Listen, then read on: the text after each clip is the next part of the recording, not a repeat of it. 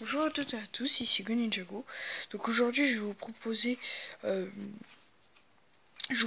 un vote sur 3 séries. Vous allez voter pour une série que vous voudrez que je fasse en plus de Lego Marvel Super Heroes et d'Injustice. Donc je vais vous proposer 3 jeux. Déjà Lego City Undercover. Alors si je vous fais la série dessus, vous n'aurez pas le gamepad en image, ce qui est dommage. Voilà, désolé. Sinon, je vous montrerai les différentes fonctions à la fin de vidéo. Donc voilà, Lego City. Donc vous n'aurez pas le gamepad de filmer si vous le voulez, parce que je ne l'ai que sur Wii U. Puis je l'ai eu pour mon anniversaire. Donc voilà. Donc si vous voulez les Lego City, c'est ok, mais alors il n'y aura pas le gamepad. Je suis vraiment désolé.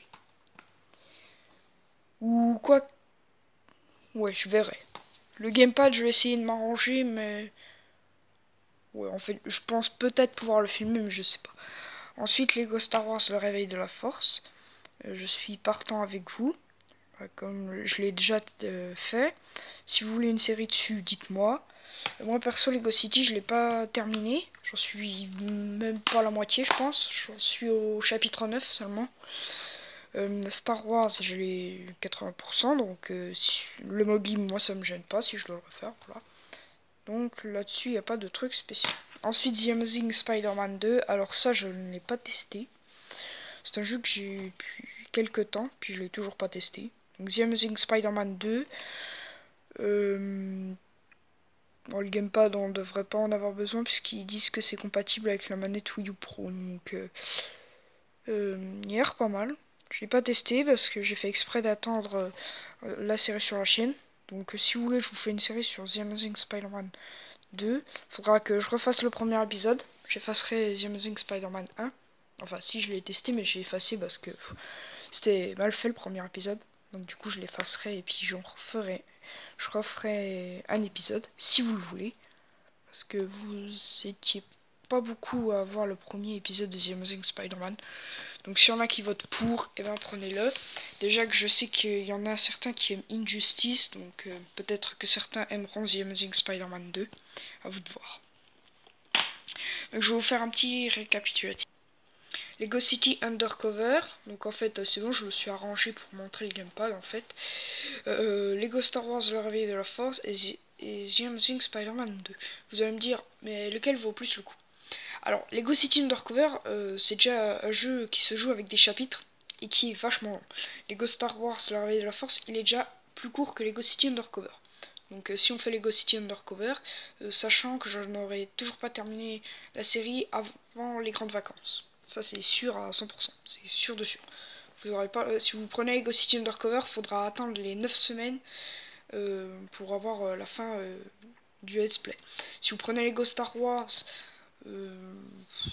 il manquera juste 1 ou 2 épisodes. Et The Amazing Spider-Man 2, ben pareil.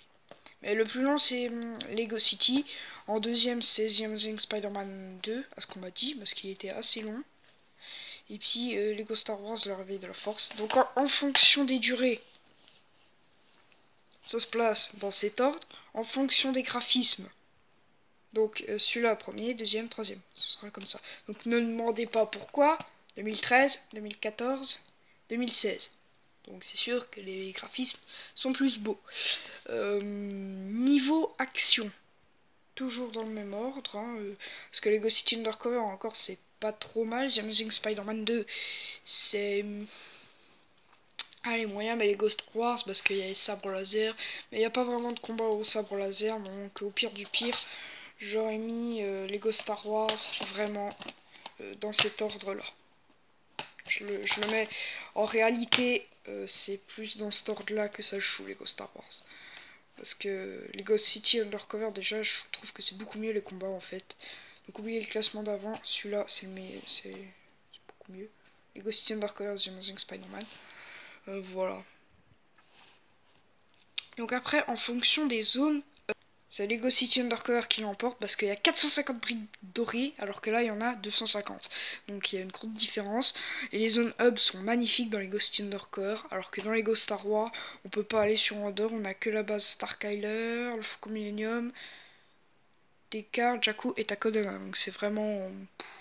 C'est bof bof les maps, en plus elles sont mini. Je vous dis pas la taille. The Amazing Spider-Man 2, c'est une énorme map, je vous dis pas. Bon, moins grande que celle de Lego City Undercover. Mais voilà. Après, si vous voulez mon avis, entre les deux jeux Lego, mon préféré, eh ben, c'est Lego City Undercover, parce que Lego Star Wars, bon, c'est bien, mais il n'y a pas assez de combats en sabre laser et pas assez de combats en vaisseau. Il n'y a que des combats au blaster, et ça me rappelle beaucoup trop Rogue One. Et Rogue One, c'est un film vraiment qui m'a beaucoup déçu. Même si l'histoire est vraiment bien, les effets spéciaux sont éblouissants, mais sinon, voilà. Lego Star Wars, je le place dernière position. The Amazing Spider-Man deuxième et Lego City première position. Pourquoi Lego City? Parce que c'est une belle histoire en tout cas, je trouve. Il y a plein de véhicules, plein de trucs à faire, vraiment pas mal de pourcents. Parce que The Amazing Spider-Man 2 et Lego City Undercover sont deux jeux très longs et ça, c'est vraiment cool. Donc n'hésitez pas à faire le vote sur YouTube. Hein. Si vous comme je vous le dis, votez pour votre nouvelle série. Voilà. Donc si à égalité, et ben on fera entre les deux jeux. Si les trois sont à égalité, et ben je ferai un tirage au sort. Pouf pouf, voilà.